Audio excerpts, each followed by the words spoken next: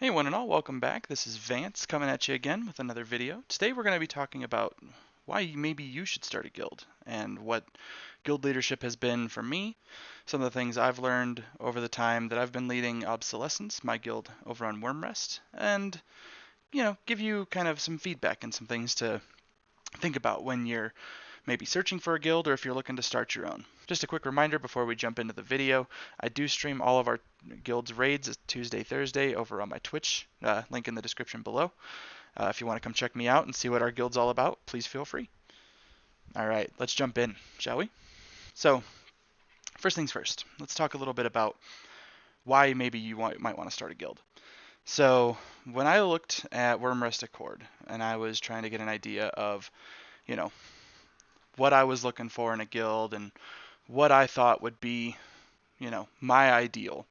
I was looking for something where it would be low commitment. We would be something, maybe 2 nights a week, maybe three, relatively shorter nights, as time goes on. I'm just not quite as committed to the, 4 or 5 hour mega sessions of raiding. It's, nowadays I'm looking for something maybe 2 or 3 nights a week, maybe 2 or 3 hours a day. Keep it nice and simple.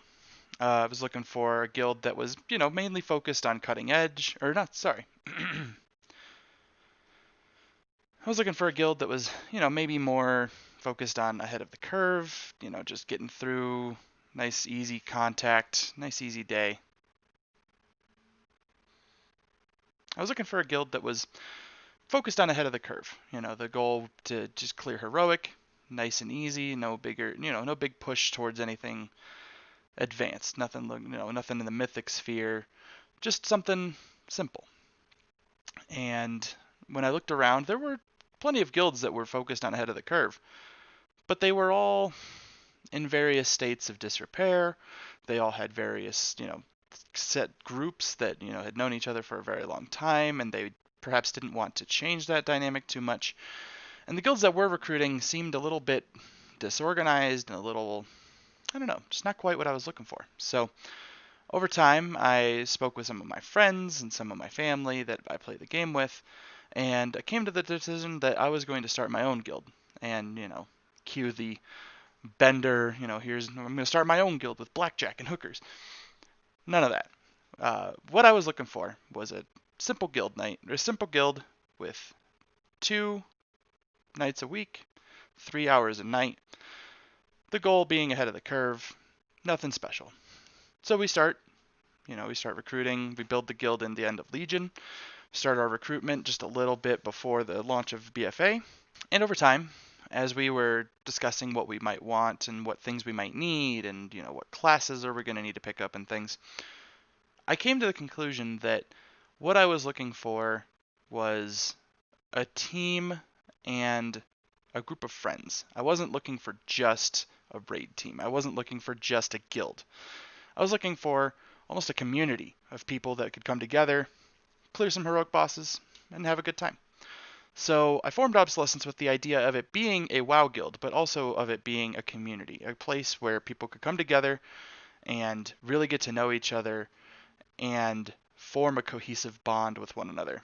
And so over time, as BFA launched and as we started recruitment, we picked up a few people here and there, and we got to our ideal of about 12 players, and that's where things started to pick up. Now that now that we have a group of people that are ready to raid, it was time to really sit down and nail out what this guild's vision was. So here's your first tip if you're going to start your own guild. Know your goal. When we started the expansion for BFA, we had the expectation that we were going to push ahead of the curve, every tier. That was our goal. And we started that off by pushing in normal mode. With a brand new guild, sometimes it's hard to determine if your guild has that cohesion, and you kind of have to build that teamwork and that trust in one another. So we started out in normal mode. We jumped in, we killed normal Talic, and I think we killed Mother and Fetid on the same night that Uldir launched. And then I think it was like 3 weeks, September 21st, I believe. We killed normal Gahoon. We had dipped our toes in on heroic Talic just to kind of get an idea. We heard that he was super easy. We got some, got some loot from it. Great. But we didn't really start that real push into heroic, which was our goal, until we had, secured that kill in normal. We started off with the push into heroic, and we started to notice some issues. Perhaps a couple people weren't quite pulling the numbers correctly, or people were, we had a couple people that maybe they weren't actually a good fit for what we were looking for.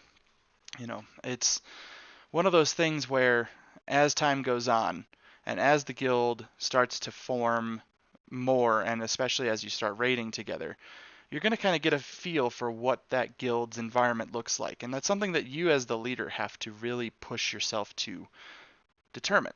If you are, full of jokes and full of memes and you're not taking any of it seriously, that's fine, as long as that's the type of environment you want to create. Which leads me to my second point. You need to know your audience. You need to know what kind of guild you're looking to form as far as the people that are involved in that guild. What know your audience comes down to is really to know what you're looking for from your team. If you know that you want to build a group that's just an absolute riot and it's all jokes, and you don't care if you down the bosses as efficiently as you can be, then you need to bring that to the table, or you need to surround yourself with people that bring that to the table. You need to make sure that when you're recruiting, you're grabbing people that are matching what you picture for the guild and what their vision for the guild is. You need to make sure that those combine nicely. If you have someone who is super elitist and their goal is they want to push cutting edge, they want to be top 100 in the world, or they want to be top 100 US, they're not going to fit in a guild that's pushing for, ahead of the curve and maybe dipping their toes in mythic occasionally.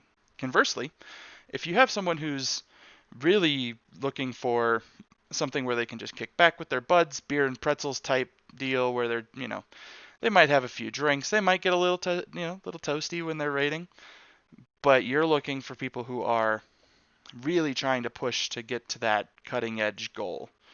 They might not be a good fit.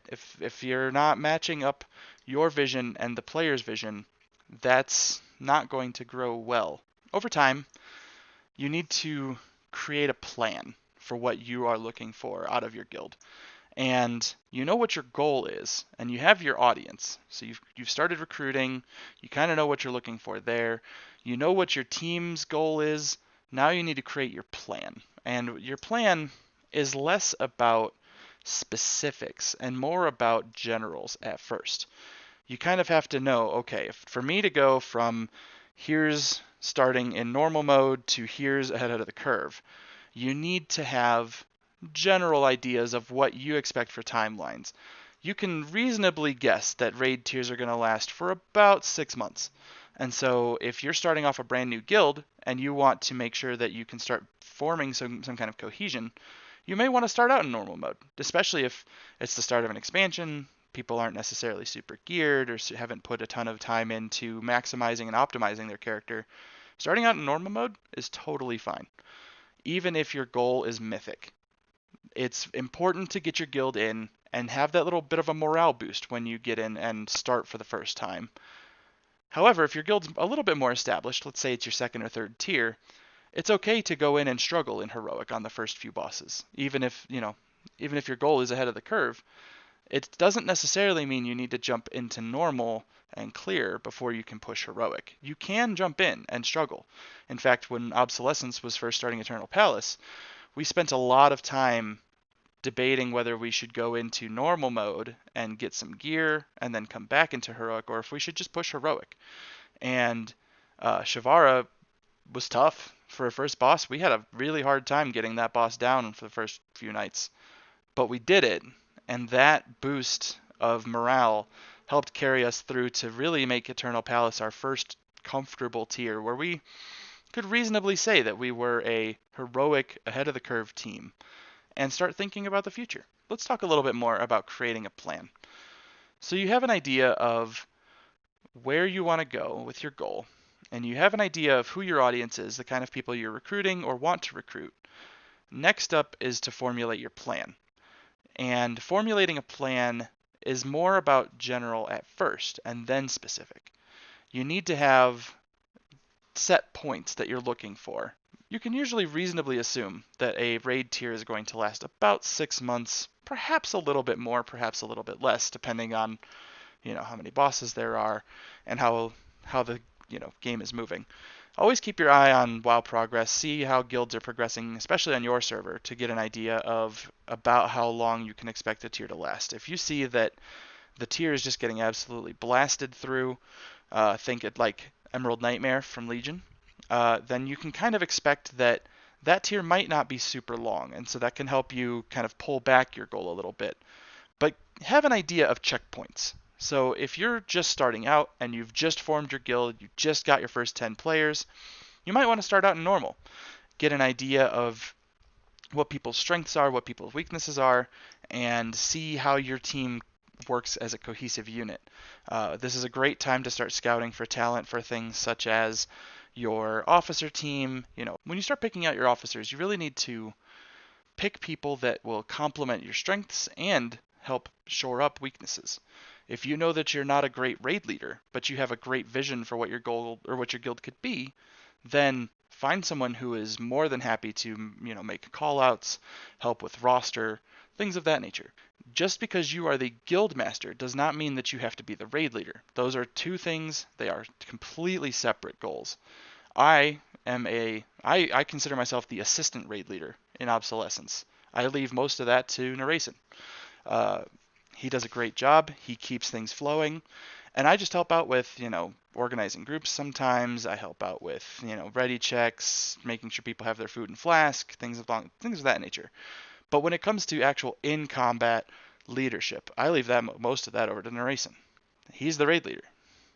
Another thing that you kind of have to keep in mind is there's multiple ways to play the game, but you don't necessarily need a leader or an officer for each style. If you have a lot of people in your guild that PvP, but it's a more casual thing, you don't need a PvP officer. What you need is someone who is willing to step up and help run.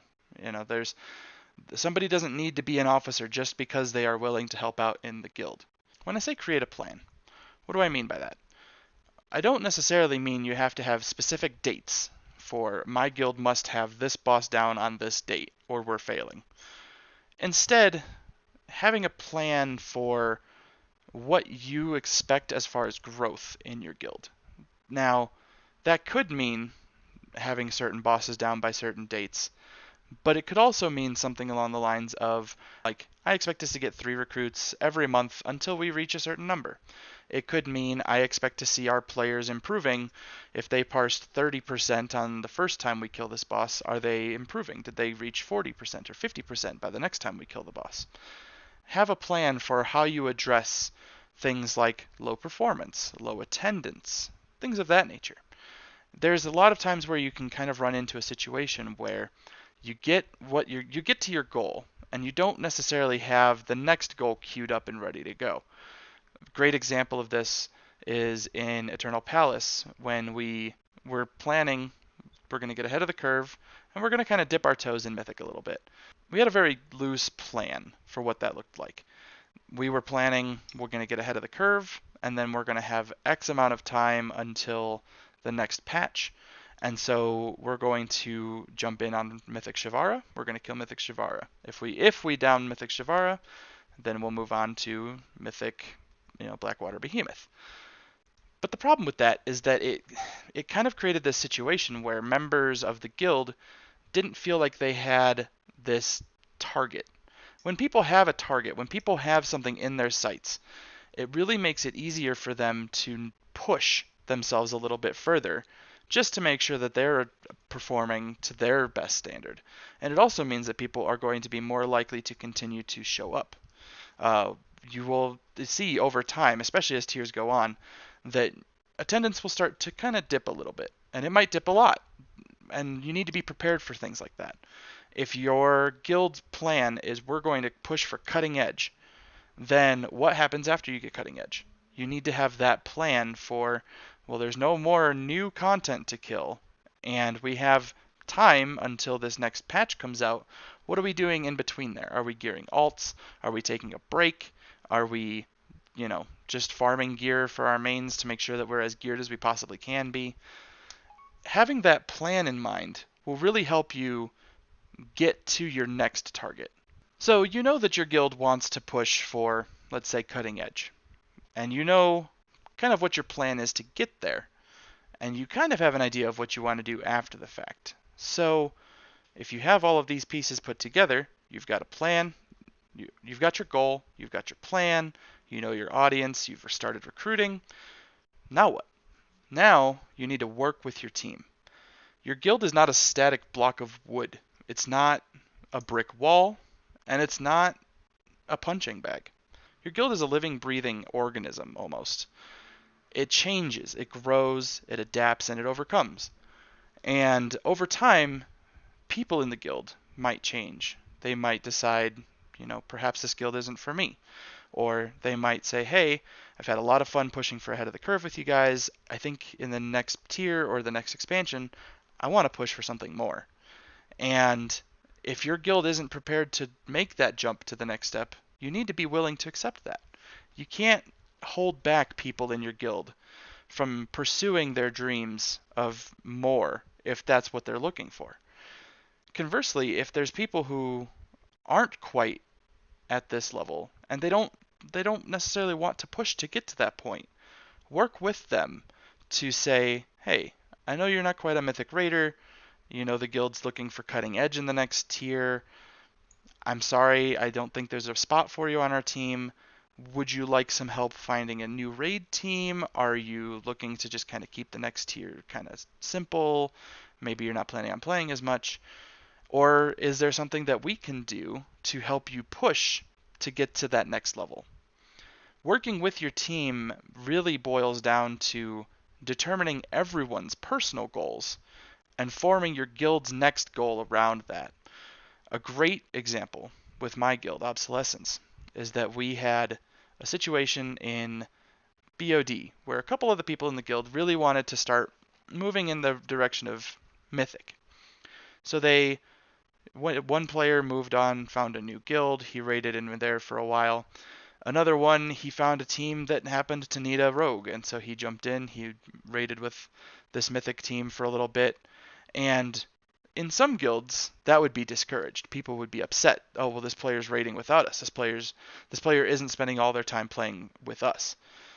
But what you need to understand is that everybody has different goals. Everybody has different times that they can play. And letting people have some amount of freedom to go out and do what they want to do gives them more loyalty even to your team. And if you can really show that you trust your players, that when they needed you, you were there for them, then conversely, when you need them, they'll be there for you. So let's do a quick recap. Step 1, know your goal. When you form a guild, you really need to have an idea of what you want to accomplish as the guild leader. You need to have an idea of the types of progression that you want, the types of players that you want to attract, and you want to have an idea of what type of team you're looking to form. If you're looking for something that's very casual, very kicked back and relaxed, then you need to make sure that you set that expectation when you show up to raid, that you're not showing up super hardcore, super prepared, and ready to go. You're going to push. Conversely, if you are looking for something more hardcore or more elite, as the community would put it, then you need to make sure you show up. You can't be 10 minutes late to raid with no consumables, no tokens to reroll, and not really sure what the boss does. Step number 2, you really need to know your audience, especially when you first start out. You need to know what you're looking for in a recruit. You need to know what you're looking for in a team. When you know your audience, when you know your team and you know your recruitment, then you can really start to pinpoint, this is exactly what we need. This is the type of person we're looking for. And over time, you'll find that guildies will reach out to their friends or people they've played with and be like, hey, I think you'd be a great fit for this guild. Would you be interested? You will eventually reach a point where you don't need to post in trade chat anymore, where you don't need to be reaching out in recruitment discords. because your guild will grow organically with people coming back to the game and friends reaching out to friends to say, hey, this guild's a great guild. I think you'd be a great fit. Why don't you talk to my officers and see if you can join? Step number 3, create a plan. And when I say create the plan, it's not so much specific time frames, specific marks.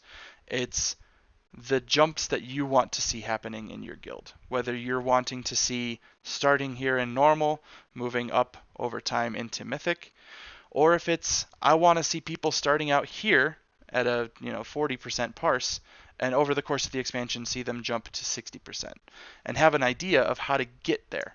If your goal is for player performance improvement, then you need to know how to improve for yourself and be the model. Talk about what you're doing to improve and giving that information over to other players in the guild so that they can also make that jump. So step number 4, push yourself and your guild to be better every day. And that doesn't necessarily mean at World of Warcraft. When you form your guild and you have your idea of what your team is supposed to look like, pushing yourself to be better doesn't have to be pulling more DPS or being more prepared for the next raid. Sometimes it's just to make sure that you're creating the best environment possible. You know what your guild is looking for, and you want to make sure that you are pushing yourself and your guild towards that goal and towards that environment that you're creating. You want to make sure that when you are bringing people into your guild, that they're going to match up with what you have designed as the environment. Step number 5, work with your team. Remember, your guild is going to change and grow over time. People's goals, your goals, and the guild's goals are going to change throughout expansions. You need to be prepared that when things start changing, that you need to change along with them. You need to understand leadership is less about telling people what to do and more standing at the front showing them what to do. And if you want your guild to change or you want to create a guild, you need to be the change that you want to see in the gaming community. You need to step forward and you need to really put yourself out on the line. If you're going to lead a guild, then you need to be prepared to hurt. You need to be prepared to have uncomfortable conversations, and you need to be prepared to lose some friends. But in the end, you're going to create something far better than you had ever had in the past. Obsolescence has been a great experience for me and a great learning for me. It's been almost 2 years now. We started this guild. Actually, it has been 2 years. And that's given me time to reflect. This has been a very interesting time to run a guild, especially with Battle for Azeroth not having been the most well-received expansion in all time. And dealing with the differences of opinion, dealing with the dramas over time, dealing with people leaving and people joining, and the guild's goals changing, especially moving into Shadowlands, has been a very good experience for me. And I believe that you too can have a very fulfilling experience. You just need to try. Let's wrap this up a little bit. I know this video has been kind of all over the place. I didn't exactly write down a script for this. I just kind of started talking to the camera. And I think that that's almost poetic. Running a guild for me has been a great experience, both from learning and from friendship. I've made many, many new friends, people I never would have talked to if I hadn't started this guild. We started off with a tiny group of 15 people that some of us knew each other from real life, some of us had never talked before. And as time has gone on, our guild now has, I think, about 100 people in Discord. We have 2 raid teams starting in Shadowlands. And we've met up at BlizzCon. It's a wild change in mindset. And we've seen over time people have retooled their idea of what the guild should be. And that's okay. It's not always going to match up with people's design of what they want from a guild. And as people leave, more people will join. You need to stay positive. You need to keep your head in the game, and you need to keep looking at the future. I can tell you as a guild leader that running this guild has been incredibly fulfilling, but it's not always been easy. I've lost some good friends. I've had some really tough conversations over time, and I've made some people upset. And that's inevitable when you are leading. But you need to be transparent and you need to be open and honest with your people. If you really want to show people that you mean business, then the most important thing in my eyes is to talk to them, discuss what you have seen as an idea and how you would like to move forward, and then take in their opinion. And a good leader will find a balance between their desires, their goals, and their designs and what their people want to see. You're not always going to get exactly what you want, and you're not always going to see things move the way you want them to. But if you keep yourself open-minded, you will see that things will flow very naturally over time. Anyway, guys, thanks for checking out the video. I know it's kind of all over the place, but I hope that this has been helpful. If you guys have any questions, you have any things you'd like me to cover about guild leadership, management, that kind of thing, things that you'd like to see covered in the next video, make sure you throw that down in the comments down below. Reminder, hit the like over here. Hit the like and subscribe button if you want to see more content from me coming up in the future. I'm going to be doing one video a week. Anyway, guys, thanks for checking this out, and I'll see you in the next one. Peace.